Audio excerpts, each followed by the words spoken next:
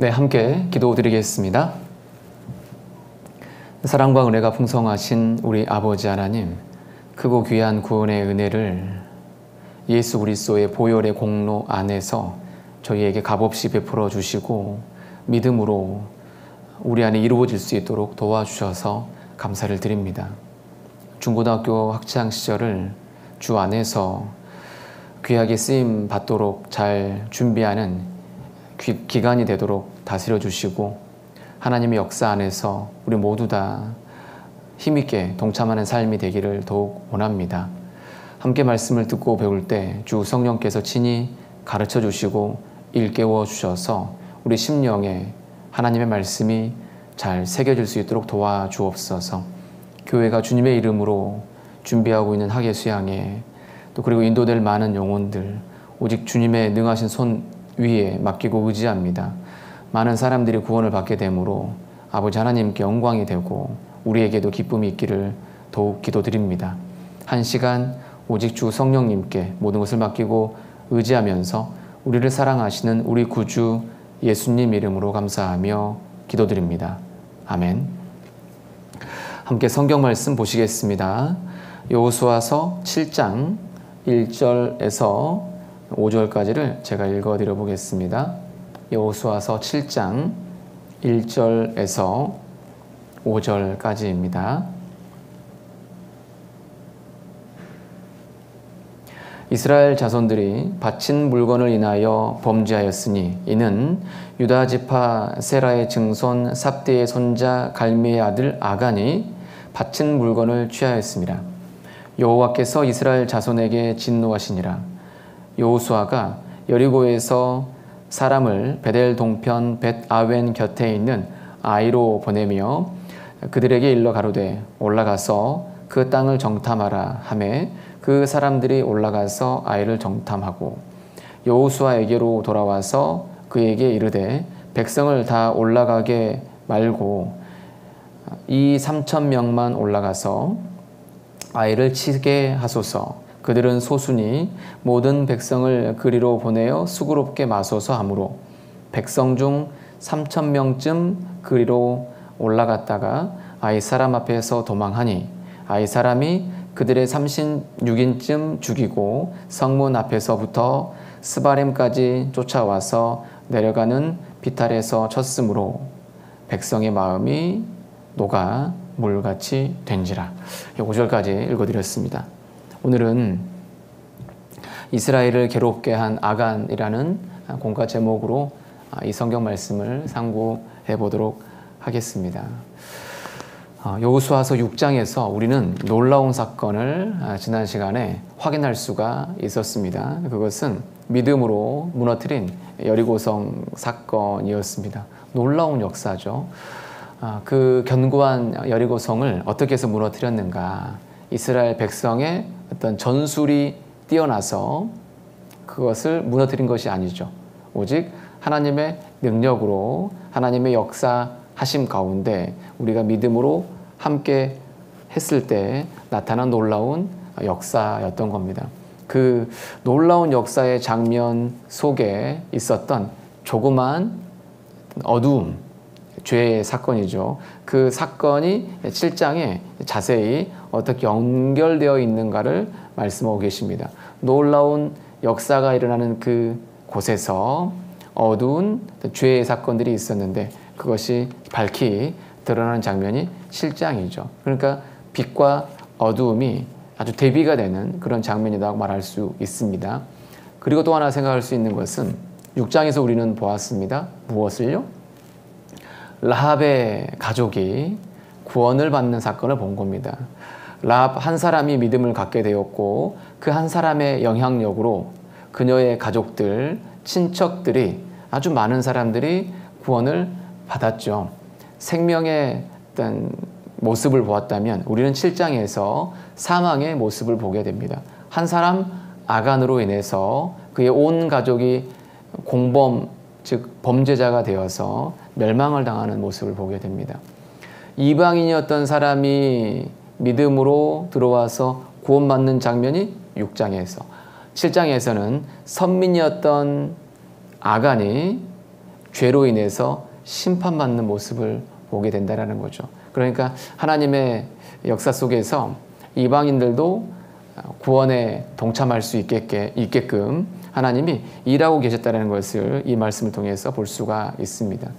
어찌됐든 여리고성을 믿음으로 무너뜨린 다음에 그들은 이제 무엇을 점령을 해야 하는 거냐면 아주 작은 성이었던 아이성, 그 성의 이름이 그걸 잘 알려주죠. 아이성이라고 되어 있으니까 작은 성이겠죠.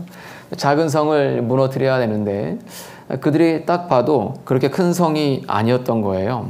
그래서 정탐을 했더니 많은 사람을 보낼 필요가 없이 한 2~3천 명 정도 가서 전쟁을 하면 충분히 이기겠다라고 정탐 결과를 보고받은 이후에 이 3,000명, 그렇다면 3,000명을 보내자 해서 여호수아가 3,000명을 보내서 전쟁을 하게 됩니다. 전쟁하러 갔더니 어떤 일이 벌어졌는지 아시죠? 패하게 됩니다. 최초로 이스라엘 민족이 패하는 이제 그 일을 겪게 되는데 그 전쟁에서 한 36명쯤 사상자가 발생하게 되고 그들이 도망을 하게 됩니다. 그 이후에 이스라엘 민족의 지도자들, 여호수아를 포함한 장로들이 법궤 앞에 이제 나아가서 땅에 엎드려 가지고요, 머리에 티끌을 무릅쓰고 저물도록 있으면서 하나님 앞에 이제 슬픔을 토하게 됩니다. 왜 이런 일이 그들에게 있었는지 하나님께 묻게 되죠. 그러니까 하나님께서 알려주십니다. 이스라엘이 범죄를 했다. 범죄를 했기 때문에 그 범죄로 인해서 이러한 사상자가 발생했다라고 하나님께서 알려주시는 겁니다. 10절 말씀해 보시면요, 여호와께서 여호수아에게 이르시되 일어나라, 어찌하여 이렇게 엎드렸느냐. 이스라엘이 범죄하여 내가 그들에게 명한 나의 언약을 어겼나니 곧 그들이 바친 물건을 취하고 도적하고 사기하여 자기 기구 가운데 두었느니라. 그러므로 이스라엘 자손이 자기 대적을 능히 당치 못하고 그 앞에서 돌아섰나니. 이 말씀에 보시면 이스라엘의 범죄로 인해서 그들이 하나님의 말씀을 어겼기 때문에 하나님께서도 그들과 약속하신 것을 이행하지 않으셨다라고 말씀하고 계시는 겁니다. 먼저 너네가 파기했기 때문에 하나님이 그대로 행하지 않았다라는 거죠. 그 언약을 어긴 죄가 있었기 때문에 이스라엘 자손이 자기 대적을 능히 당할 수 없다, 이렇게 말씀하고 계신 겁니다. 죄로 인해서 그들이 범죄되었다라고 하나님께서 말씀하고 계시는 겁니다. 죄가 승리가 아니라 패배를 그들에게 주었다라는 거죠. 우리 삶에서도 하나님은 우리를 통해서 큰 역사를 나타내기를 원하시지만 우리 삶 가운데 묻어 들어오는 죄, 60만 명이 남자가 있었는데 그 중에 한 사람의 죄거든요. 그러니까 60만 분의 1의 죄이죠. 작은 죄인 것 같지만 그 죄가 매우 큰 죄가 됩니다. 그래서 내 개인의 삶 가운데 스며들어와 있는 작은 죄가 내 인생 전체에게, 그리고 중고등부 형제자매들이 속해 있는 우리 모두에게, 우리 교회에 큰 어려움을 줄 수 있다라는 것을 생각해 보아야 하겠다라는 거죠. 그러면 어떠한 것을 범죄했는가? 7장 1절에 보시겠습니다. 7장 1절요. 이스라엘 자손들이 바치는 물건을 인하여 범죄하였으니 이는 유다지파 세라의 증손 삽디의 손자 갈미의 아들 아간이 바치는 물건을 취하였습니다. 여호와께서 이스라엘 자손들에게 진노하시니라. 하나님께서 가나안 땅을 점령하고 나서 처음으로 얻게 되는 처음 소산물이 되겠죠. 처음 소산물은 하나님께 바쳐진 것이니까 하나님께 드리라 라고 말씀을 하셨습니다. 절대 그것은 건드리면 안 된다라고 이미 경고하셨거든요. 6장 18절에 보시겠습니다. 너희는 바칠 물건을 스스로 삼가라. 너희가 그것을 바친 후에 그 바친 어느 것이든지 취하면 이스라엘 진으로 받침이 되어 화를 당케 할까 두려워하노라. 19절 은근과 동철 기구들은 다 여호와께 구별될 것이니 그것을 여호와의 곳간에 드릴지니라. 이제 마지막 무너뜨리기 직전입니다. 이게 이 경고를 하나님 주시고 그들이 백성은 외치고 제사장들 나팔을 불어서 동시에 여리고성이 무너졌거든요. 무너뜨리기 직전에 하나님께서 이 여리고성은 하나님께 바쳐진 것이니 절대 거기 있는 것을 취하면 안 된다라고 경고를 들었어요. 들었는데도 아간이라는 사람이 그 물건을 훔쳤던 겁니다. 그래서 하나님께서는 7장 1절에 이스라엘 자손들이 바친 물건을 인하여 범죄하였다라고 말씀하고 계신 겁니다. 한 개인의 죄가 전체의 죄와 연결되어 있다는 거죠. 바쳐진 것에 대한 범죄다. 이건 참 중요한 문제가 된 겁니다. 하나님께 속한 것을, 하나님의 것을 마치 내 것인 양 써버린다면, 바쳐진 것을 내 것인 양 쓰게 된다면 그것이 범죄가 되는 거구나라는 것도 알 수가 있다라는 거죠. 이 관련된 말씀을 레위기 성경에서 한번 찾아보겠습니다. 레위기 27장, 바쳐진 물건에 대한 것입니다. 레위기 17장 28절입니다. 레위기 17장 28절, 29절. 오직 여호와께서 아주 바친 그 물건은 사람이든지 생축이든지 기업에 바치든지 팔지도 못하고 속하지도 못하나니 바친 것은 다 여호와께 지극히 거룩함이며 아주 바친 그 사람은 다시 속하지 못하나니 반드시 죽일지니라. 이 말씀에 보니까요, 여호와께 바쳐진 사람, 생축, 기업에 바치든 이런 것들은 하나님께 완전하게 드려진 거기 때문에 그것을 가지고 하나님의 것을 자기 것인 것처럼 해서는 안 된다. 만약에 하나님의 것을 자기 것인 것처럼 쓰게 된다면 그것은 범죄가 되고 죽게 된다라고 얘기를 하고 있다라는 거죠. 이 바쳐지는 것에 대한 범죄였기 때문에 이 아간의 범죄는 대단히 심각한 범죄가 되었던 겁니다. 그래서 여호수아서 말미에 이 바쳐진 범죄로 큰 심판이 이스라엘에게 임하게 되었다라고 여호수아가 한 문장으로 한 말씀으로 정리를 하고 있습니다. 여호수아서 22장을 가보겠습니다. 여호수아서 22장 20절에 보시면요, 여호수아서 22장 20절, 세라의 아들 아간이 바친 물건에 대하여 범죄함으로 이스라엘 온 회중에 진노가 임하지 아니하였었느냐? 그 죄악으로 망한 자가 그 사람뿐이 아니었느니라. 하나님의 것을 훔쳤다라는 거죠. 그래서 이스라엘 민족 전체에 죄가 임하게 되었고요. 그리고 그 죄가 하나님 앞에서 다 드러났죠. 드러나서 아간과 그의 가족들이 돌로 침을 당해서 그 아골 골짜기에 묻혀버리게 되죠. 돌은 심판을 얘기하는 겁니다. 죽음을 얘기하는데 그 심판이 그에게 임하게 됩니다. 그때 하나님께서 그렇게 말씀하시죠. 너가 이스라엘을 괴롭게 했기 때문에 이제는 하나님께서 너를 괴롭게 할 것이다. 이스라엘 민족을 괴롭게 했기 때문에 너에게 괴로움이 임할 것이다. 이런 심판을 받으면서 그 아간의 그 이름처럼 그의 마지막이 정리가 되게 됩니다. 아간의 이름의 뜻이 괴롭히는 자, 근심이나 두턴거리 이런 뜻을 가지고 있는데 그 뜻대로 전체에게 이스라엘 민족에게 그런 아픔을 주었는데 자신에게도 그 어려움이 임하게 되었던 겁니다. 능력이 있었는데 그 능력을 막는 것, 그것이 뭐냐? 아까 여호수아서 7장에서 볼 수 있었듯이 죄입니다. 죄는 연약하게 하고요. 죄는 무능력하게 만듭니다.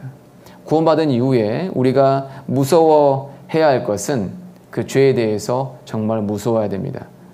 어떤 부분에 있어서 특히 더 예민하게 생각해야 되냐면 어떤 그 잘못된 행동을 하거나 또는 남에게 어떤 문제를 주거나 그런 행동에 조금 더 우선적인 죄가 뭐냐면 하나님께 바쳐진 것인데 하나님의 것인데 내 것인 것처럼 써버리는 그 죄는 아주 우리가 간과하기 쉬운 죄가 될 수 있습니다. 무슨 말이냐? 자, 보세요. 저희 구원받을 때 하나님의 존재를 알고 하나님 앞에서 내 죄가 발견됨으로 인해서 영원한 지옥이 보였죠. 하나님, 그 지옥에 가지 않게 해주세요. 지옥에만 영원한 멸망만 당하지 않는다면 내 삶은, 내 생애는 주님께 드리며 살겠습니다. 이런 우리는 서원을 주 앞에서 했었습니다. 구원만 해주신다면 주님을 위해서 내 생애를 드리겠습니다. 그런 서원을 했었죠. 그리고 주님이 우리를 예수님의 보혈로 우리의 죄를 단번에 영원히 처리해 주셨습니다. 예수님의 보혈로 우리를 사서 누구에게 드렸냐면 하나님께 바친 겁니다. 그래서 구원받고 나서 우리가 알게 된 것은 뭐였냐? 나는 내가 주인이 아니다. 누가 주인이다? 주님이 주인이다. 내 소유가 주님께 속해 있다. 내 인생은 주님의 것이다 라는 것을 우리는 마음에 받아들였습니다. 그렇지 않습니까? 우리는 누구 거죠? 주님의 것입니다. 우리는 주님을 위해서 존재하고 있는 겁니다. 왜냐하면 목숨을 다해서 우리를 사주셨기 때문에 그렇습니다. 우리는 주님께 바쳐진 거예요, 사실. 그 바쳐진 것에 대해서 내 것이냐 쓰면 안 되겠다라는 거죠. 고린도전서 6장을 가보겠습니다. 고린도전서 6장 19절입니다.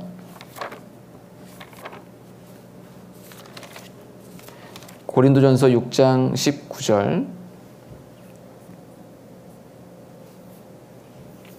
20절 너희 몸은 너희가 하나님께로부터 받은 바 너희 가운데 계신 성령의 전인 줄을 알지 못하느냐? 너희는 너희의 것이 아니라 값으로 산 것이 되었으니 그런즉 너희 몸으로 하나님께 영광을 돌리라. 너희 몸은 너희가 하나님께로부터 받은 바 너희 가운데 계신 성령의 전인 줄을 알지 못하느냐? 반드시 알아야 한다. 너희는 너희 것이 아니다. 이 부분을 참 분명하게 해야 됩니다. 굉장히 중요한 부분이죠. 내 소유가 내 것이 아니고 누구의 것이다? 주님 것이다. 이것이 명확해지면 그의 삶을 주님을 위해서 드리며 살아가게 되고요. 주의 역사를 위해서 준비하는 삶을 살아가게 됩니다. 나와 관계된 모든 것들, 내게 있는 재능, 내게 있는 시간, 나와 관계된 내가 갖고 있다라고 생각하는 그 모든 것들이 주님의 것이기 때문에 주님을 위해서 준비하는 삶을 살아가게 된다는 거죠. 그 표현을 성경에서 청지기라고 얘기하고 있습니다. 청지기. 청지기는 주인이 잠시 맡기운 것을 관리하여 주인에게 이윤을 남기는 사람을 청지기라고 하는 겁니다. 우리는 주님의 청지기입니다. 주님께 완전히 바쳐진 거죠. 여리고성처럼요. 단단하고 견고해서 무너지지 않을 것 같았던 우리가 무너졌잖아요. 누구의 것을 바뀌어졌냐면 주님의 것으로 바쳐진 겁니다. 그것을 기억하고 살아야 됩니다. 나는 누구의 것이다? 너희는 너희의 것이 아니라 값으로 산 것이 되었으니 그런즉 너희 몸으로 하나님께 영광을 돌리라. 몸으로 하나님께 영광을 돌린다라는 것은 나의 전 존재가 들어가 있는 겁니다. 나의 몸과 마음이 하나님께 드려지길 원하는 마음으로 실제 삶으로 바치고 살아가는 거죠. 그래서 이 아간의 범죄가 단순히 그 신할산 외투, 그 다음에 은금 이런 것들로 따졌을 때 한 1억, 한 2천 정도의 돈이 되더라고요. 계산을 해보니까. 굉장히 큰 돈이죠. 근데 어떻게 보면 또 작은 돈이다라고 말할 수 있어요. 근데 그런 죄가 하나님의 역사를 제한할 수 있다. 이것을 생각해 보면 좀 경각심이 커지죠. 아, 내 삶 가운데서 나와 관계된 어떠한 것들이 내가 탈취하게 되면 내 생애를 통해서 나타날 하나님의 역사가 제한당할 수 있겠구나. 이런 경고도 받고요. 우리가 속해 있는 중고등부나 교회에 영향이 있다라는 이제 그런 마음이 든다라는 거죠. 다시 여호수아서 7장을 가보겠습니다. 아간의 범죄를 봤고요. 이스라엘 민족 여호수아가 실수한 부분을 한번 찾아보려고 합니다. 여호수아서 7장 2절 3절입니다. 여호수아서 7장 2절 3절. 여호수아가 여리고에서 사람을 베델 동편 벳 아웬 곁에 있는 아이로 보내며 그들에게 일러 가로되 올라가서 그 땅을 정탐하라 하매 그 사람들이 올라가서 아이를 정탐하고 여호수아에게로 돌아와서 그에게 이르되 백성을 다 올라가게 말고 이 3,000명만 올라가서 아이를 치게 하소서. 그들은 소수니 모든 백성을 그리로 보내어 수고롭게 마소서 하므로. 여기에서 무엇을 잘못하고 있는지를 알 수가 있습니다. 1절에서 이스라엘 민족에게 지금 죄가 들어와 있고 그 죄로 인한 문제거리가 그들에게 있는 겁니다. 문제가 있는데, 즉 죄가 있는데 그 죄를 하나님 앞에 내어놓지 않고, 즉 그걸 해결하지 않고 승리에 도취되어서 일상적인 삶을 살아갔다라는 거죠. 즉 하나님께 묻지 아니함으로 그들이 범죄를 했다라는 것을 알 수가 있는 겁니다. 하나님께 묻는 것이 먼저라는 거죠. 그냥 눈으로 봤을 때 아이성이 작았기 때문에, 작은 성이었기 때문에 쉽게 무너뜨릴 수 있을 것이다라고 스스로를 과신했던 겁니다. 하나님의 역사로 승리할 수 있었는데 하나님의 역사는 잊어버리고 자신들의 힘에 의해서 그 결과를 얻은 것처럼 착각에 빠져버린 거죠. 하나님께 먼저 물었어야 되는 겁니다. 이와 같은 죄가 또 반복이 되는데, 이 여호수아서 9장에 가면 아이성을 무너뜨리고 나서 그 근처에 있던 기브온 사람들이 계략을 꾸밉니다. 그래서 속이게 되거든요. 근데 여호수아가 속아요. 속는데 왜 그들이 속게 되는지를 성경에서 말씀하고 계십니다. 여호수아서 9장 14절에 보시겠습니다. 여호수아서 9장 14절.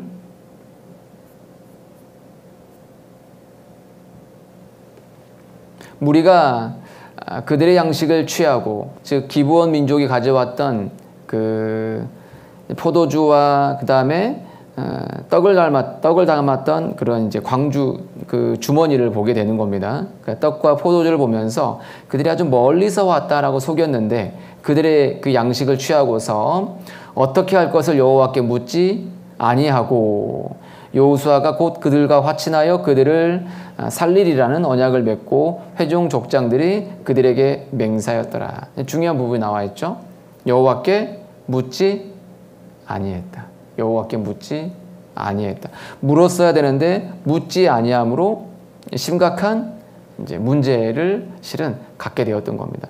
이후의 내용은 다음에 성경 읽어보시면서 찾아보시면 금방 이해할 수 있을 거예요. 어찌됐든 이스라엘은 범죄했는데 이 기브온 민족은 어떻게 해서든 살기 위해서 이스라엘 안으로 들어오려고 하는, 그러니까 침노를 했던 그런 민족이 되는 거죠. 침노함으로 인해서 하나님의 역사 안에서 계속 쓰임받는 이제 그런 민족이 됩니다. 어찌됐든 성전에서 물깃는 그런 역할들로 이제 스룹바벨 성전에서 일하는 이제 그런 모습들을 보게 되는데, 한참 뒤의 일이잖아요. 이방인이었지만 이 안에 들어와서 쓰임받는 이 기브온의 모습을 볼 수 있는데, 어찌됐든 여호수아는 여기서 묻지 아니함으로 실수를 했다. 그것이 여호수아서 다시 7장 넘어오면 이 여호수아서 7장에서도 아까 우리가 읽은 말씀대로 그것이 똑같이 반복되고 있다는 거죠. 하나님께 물었다면 이런 사상자와 패배가 없었을 텐데, 개인의 범죄뿐만 아니라 이스라엘 민족 전체가 여호수아가 하나님께 묻지 아니함으로 이런 이제 그 사상자가 발생했다. 이걸 생각해 보게 된다는 거죠. 왜? 7장 3절 후반부에 이렇게 되어 있잖아요. 그들은 소수니 모든 백성을 그리로 보내어 수고롭게 마소서. 소수다, 작다, 할만하다. 그러니까 전체가 가서 수고롭게 할 필요가 없다라고 이제 판단을 잘못 내리게 된 겁니다. 그래서요, 기도하지 않으면 잘못된 결정을 내리게 됩니다. 기도를 하고 하나님의 뜻이 세워지고 나서 그 다음에 행동을 해야 하는데, 기도하지 않고 먼저 행동함으로 인해서 잘못된 결과가 임하게 된 겁니다. 내 삶에 있는 죄도 드러낼 수 있었고요. 잘못된 결과도 피할 수 있었는데 기도하지 아니함으로 그들은 실수를 했었다. 이것은 참 중요한 교훈이 됩니다. 우리 형제자매님들 신앙생활 해 나가시는 중에 기도는 참 중요합니다. 기도를 한다는 것은 하나님 앞에 정직해지는 거고요. 기도를 한다는 것은 나의 연약함을 하나님 앞에서 인정하는 게 되는 겁니다. 그러므로 겸손한 모습이죠. 그리고 하나님을 의지하게 되는 거죠. 정직하죠. 겸손하죠. 의지하게 되는 이것이 기도를 통해서 나타나게 되는 겁니다.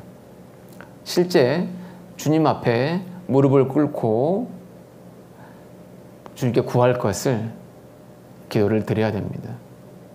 아침에 일어나서 기도를 해야 되고요. 저녁에 잠자리에 드시기 전에 반드시 기도를 주님께 드려야 됩니다. 충분하게 기도하는 시간을 갖고 계시는 거죠. 무릎 꿇고 기도하는 것이 좀 서툴다면 이런 것도 좋은 기도가 되는 것 같아요. 일기처럼 적는 것도 좋은 기도가 되고요. 또는 방문을 닫고 방을 이렇게 걸어 다니면서 소리내서 기도하는 것도 참 좋은 기도가 됩니다. 기도를 소리내서 하는 기도, 스스로가 그 기도를 듣기 때문에 마음을 주님께 더욱 드릴 수 있는 것을 느낄 수 있을 겁니다. 그래서 소리내서 주님께 정말 기도를 드려보시기 바랍니다. 내가 못하고 있는 것들, 나의 잘못들, 그리고 주님의 도움을 원하는 것들을 실제로 주님께 기도를 드리면 내 삶에 끼어 들어오는 작은 여우들, 내 삶에 묻어 들어오는 죽은 파리들, 적은 우매들을 멀리할 수 있게 되니까 기도를 하나님께 꼭 드리는 것이 정말 필요합니다. 기도했으면 이 여호수아서 7장에 나와 있는 그런 어려움들을 겪지 않았겠다라는 그런 큰 교훈을 받게 됩니다. 기도하셔야 됩니다. 기도하는 것은 참 뭐랄까요? 내 힘과 방법이 아니고 주님의 도움을 구하며 기대고 의지하는 거라서 마음에 짐을 내려놓게 하는 큰 위로를 느끼실 수 있을 겁니다. 기도를 드려야 됩니다. 그래서 아간의 범죄를 보았고요. 그 다음에 여호수아와 그 민족들의 기도하지 않는 그 실수를 여기서 볼 수 있었습니다. 하나님께서 그들과 함께 일하기를 원하시는데 그 일을 하지 못했다. 그래서 하나님께서 그들에게 요구하시는 것이 무엇이냐면 다시 여호수아서 7장 12절, 13절을 제가 한번 읽어드려 보겠습니다. 여호수아서 7장 12절, 13절입니다. 그러므로 이스라엘 자손들이 자기 대적을 능히 당치 못하고 그 앞에서 돌아섰나니 이는 자기도 바친 것이 됨이라. 그 바친 것을 너희 중에서 멸하지 아니하면 내가 다시는 너희와 함께 있지 아니하리라. 13절 너는 일어나서 백성을 성결케 하여 이르기를 너희는 스스로 성결케 하여 내일을 기다리라. 이스라엘 하나님 여호와의 말씀에 이스라엘아 너희 중에 바친 물건이 있나니 네가 그 바친 물건을 너희 중에서 제하기 전에는 너희 대적을 당치 못하리라. 너희 대적을 당치 못하리라. 대적을 능히 당할 수 없다. 이 표현이 눈에 딱 들어오죠. 죄를 제해야 한다. 구원받은 이후에 내 삶 가운데 묻어들어온 죄, 여기에 있는 아간의 죄를 드러내서 해결한 것처럼 내 삶 가운데 묻어들어오는 그런 죄들을 반드시 버릴 수 있어야 한다는 거죠. 성전에 대해서 곰곰이 생각해 보면요, 이스라엘 역사 속에서 성막이 있었고 솔로몬의 성전이 있었고 그것이 파괴된 이후에 스룹바벨 성전이 있었죠. 제2성전입니다.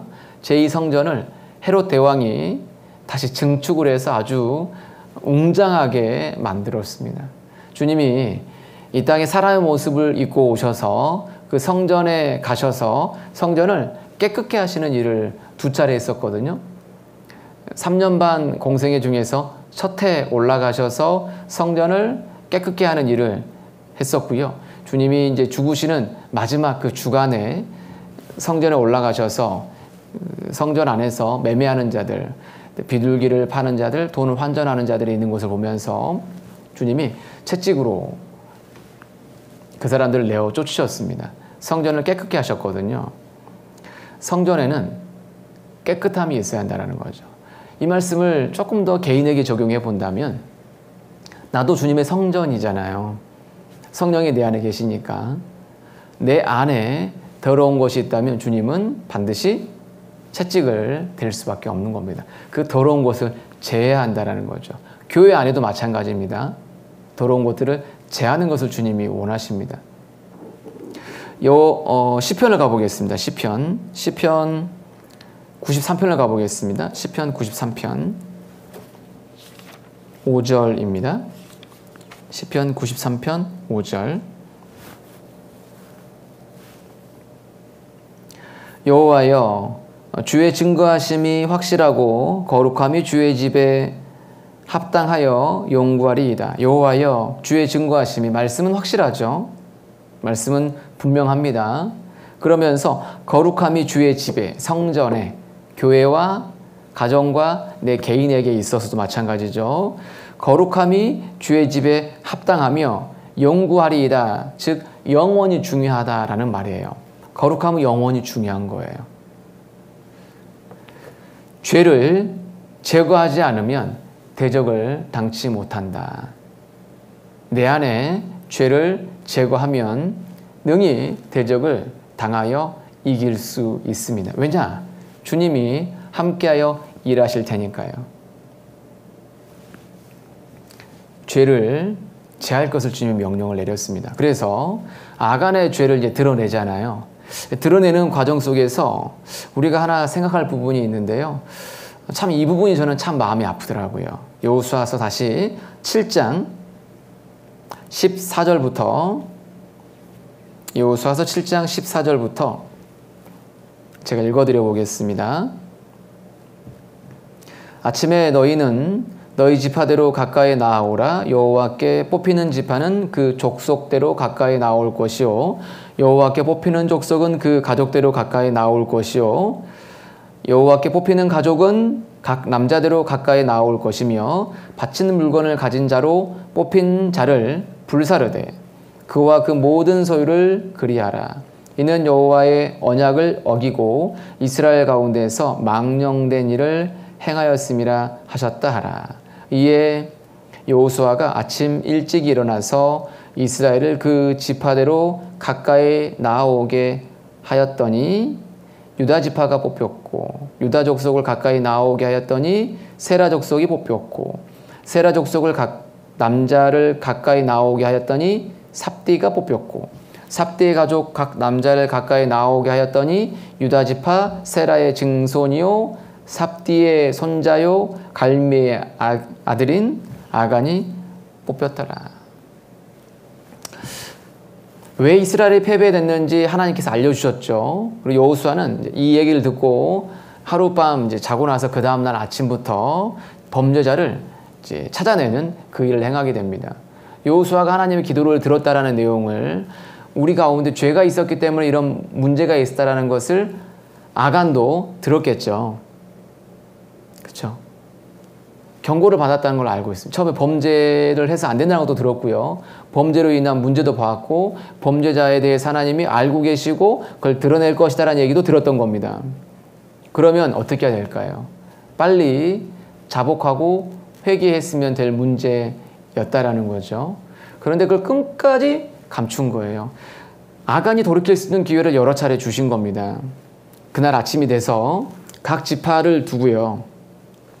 그 지파 중에서 유다 지파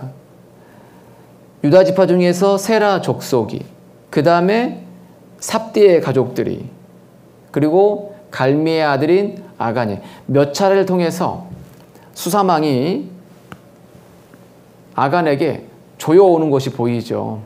아간의 마음이 어떠했겠어요? 하나님이 아실까? 알고 계시네? 점점 나를 찾아오고 있는 거잖아. 이것을 스스로 느꼈을 거예요. 그럼 빨리 하나님 앞에 토해냈어야 된다는 거죠. 그러면 그 문제가 해결될 수 있거든요. 내 삶에 있는 죄 감추면 안 됩니다. 그것을 하나님 앞에 드러내야 됩니다. 죄는 반드시 드러나기 때문에 그렇습니다. 민수기 32장입니다. 민수기 32장 23절입니다.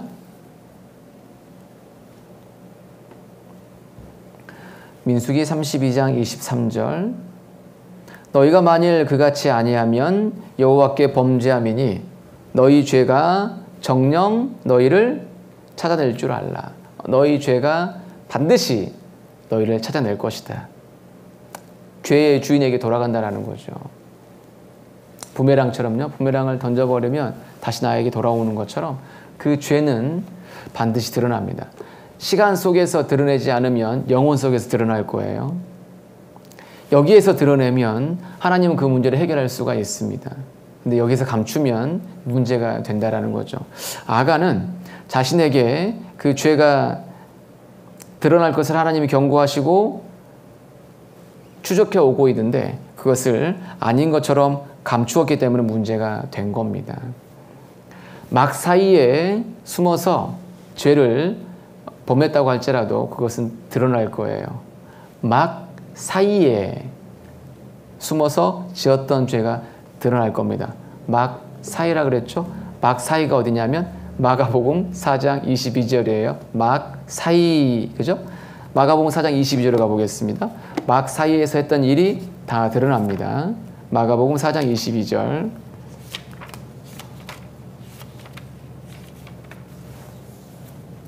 마가복음 4장 22절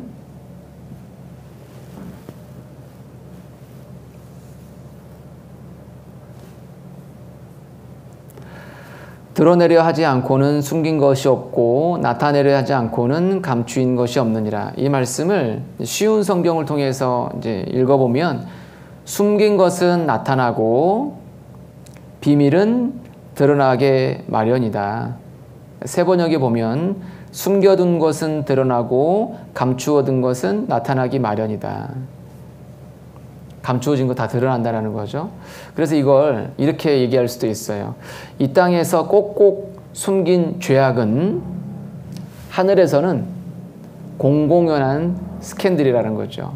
나는 몰래 지금 감추어서 나만 알고 있는 나의 죄가 있을지 몰라도 숨겨진 죄잖아요.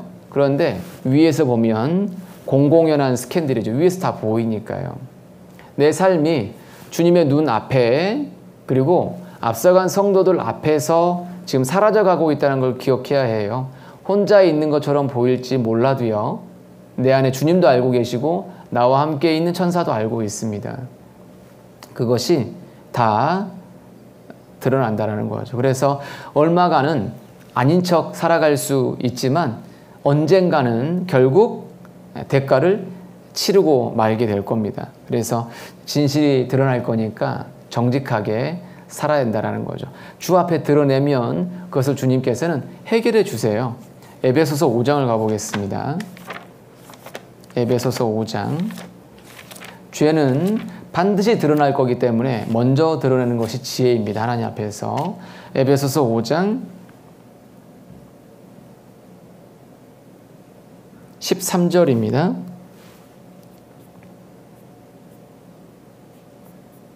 에베소서 5장 13절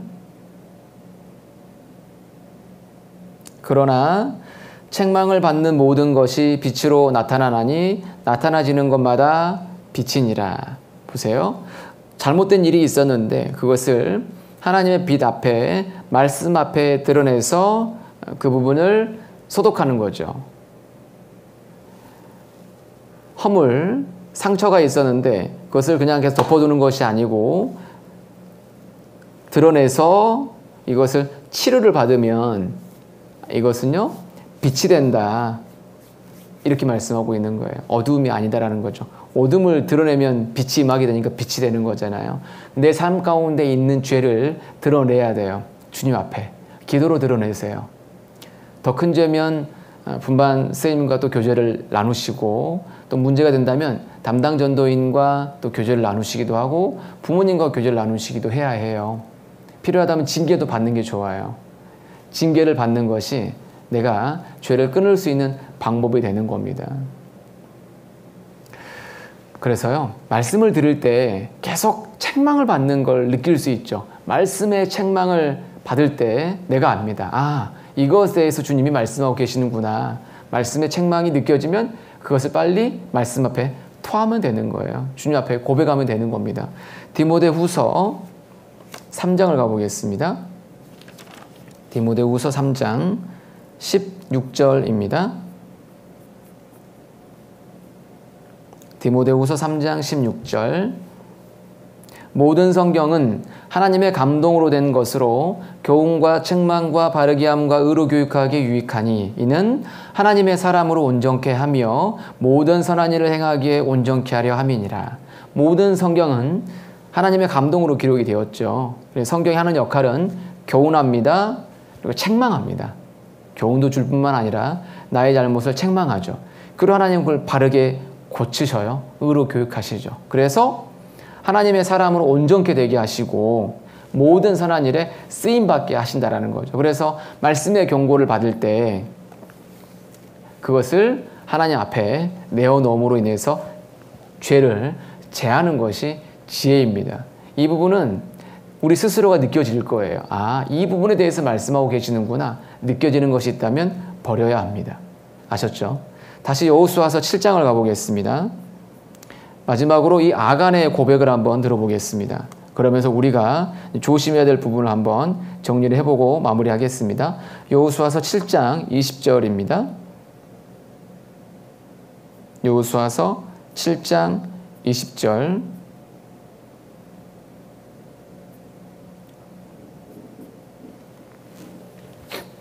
아간이 여호수아에게 대답하여 가로되 참으로 나는 이스라엘 하나님 여호와께 범죄하여 여차여차히 행하였나이다. 내가 노력한 물건 중에 시날산의 아름다운 외투 한 벌과 은 200세겔과 50세겔 중에 금덩이 하나를 보고 탐내어 취하였나이다. 보소서 이제 그 물건들을 내 장막 가운데 땅 속에 감추었는데 은은 그 밑에 있나이다. 다 드러나게 된 겁니다. 그리고 나서 그걸 다 얘기를 하는 거예요. 여차여차해서 이렇게 범죄를 했습니다. 어떤 걸 훔쳤습니다라고 다 얘기하게 되었죠. 이 범죄를 하게 되는 출발점이 어디냐면 21절에 보시면요. 아름다운 외투 한 벌. 실은 광야에서 거의 지냈던 아간은 시골뜨기예요. 그리고 그 당시에 가장 우수한 문명이 시날, 갈대아 우르 이쪽 지역이거든요. 그러니까 번영한 곳에 아름다운 외투를 봤으니까 얼마나 그게 눈에 들어왔겠어요. 그리고 은 200세겔. 이 아름다운 외투가 수천만 원을 호가하는 명품 코트라고 생각하시면 돼요. 그리고 은 200세겔이면 꽤 큰 돈이 되는데 한 8천만 원 정도 되더라고요. 계산해 보니까. 그리고 50세겔 중에 금덩이 하나면 한 2,500만 원 정도 되더라고요. 그러니까 1억이 넘죠. 그것을 어떻게 했느냐? 보고, 이 보는 게 중요했어요. 보고 탐내어 행동한 겁니다. 보고 탐을 냈다. 보고 탐을 냈다. 어떤 걸 볼 때 이 안에서 욕심이 발동하기 시작하면 그것을 꼭 취하려고 하는 마음이 드는 겁니다. 욕심이 생겼기 때문에 그래요. 그러니까 그리스도인의 마음에서 내가 가장 크게 여기는 게 무엇이냐? 나는 하나님을 가장 크게 생각해. 하나님의 말씀이 가장 커. 난 하나님의 역사 안에서 귀하게 쓰임받고 싶어. 이것이 내 안에 욕심이 되어야 됩니다. 주님과 관계된 것이. 그게 비전이죠. 그게 있는 사람은 주님을 위해서 생애를 드리며 살 수 있는데 땅에 있는 것에 마음을 두기 시작하면 그쪽으로 쏠려서 그걸 취하게 되고 땅속으로 파고 들어가게 되는 겁니다. 그러니까 심판을 받는 거예요. 땅속에 감추었잖아요. 땅속을 파면서 이게 다 감춰질 거라고 생각을 했겠죠. 아닙니다. 드러났다. 이걸 우리는 크게 경고받을 필요가 있다라는 거죠. 그래서 25절에 보시면요. 이 말씀이 참 생각을 많이 하게 하더라고요. 이 말씀을 하고 정리를 해보겠습니다. 25절. 여호수아가 가로되 네가 어찌하여 우리를 괴롭게 하였느뇨. 여호와께서 오늘날 너를 괴롭게 하시리라 하니 온 이스라엘이 그를 돌로 치고 그것들도 돌로 치고 불사르고 그 위에 돌 무더기를 크게 쌓았더니 오늘날까지 있더라. 여호와께서 그 극렬한 분노를 그치시니 그러므로 그곳 이름을 오늘날까지 아골 골짜기라 부르더라. 심판과 사망의 골짜기, 괴로움의 골짜기.